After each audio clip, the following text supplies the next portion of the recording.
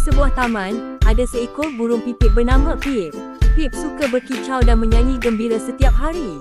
Suatu hari, Pip melihat anak kucing yang terperangkap di atas pokok.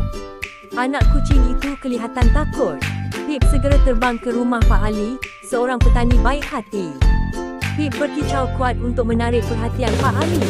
Pak Ali mengikuti Pip ke pokok itu dan menyelamatkan anak kucing tersebut. Anak kucing itu sangat gembira dan berterima kasih kepada Pip dan Pak Ali. Sejak hari itu, Pip, anak kucing, dan Pak Ali menjadi sahabat baik. Pip belajar bahawa dengan menolong orang lain, kita dapat membuat dunia lebih baik.